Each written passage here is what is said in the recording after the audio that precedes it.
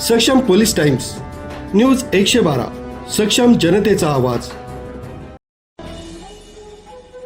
इगतपुरीकरांना पाण्याची समस्या भेडसावत आहे। यासाठी पाऊस लवकर पडावा, पिण्याच्या पाण्याचा प्रश्न, शेतकरी बांधवांचा प्रश्न सुटावा याकरता सकल हिंदू समाज खालचीपेठ महादेव मंदिर इथं महादेवाला पाऊस लवकर पडावा यासाठी जलाभिषेक महाआरतीचं आयोजन करण्यात येऊन सर्व मानवजातीच्या कल्याण होण्यासाठी प्रार्थना संकल्प करण्यात आला।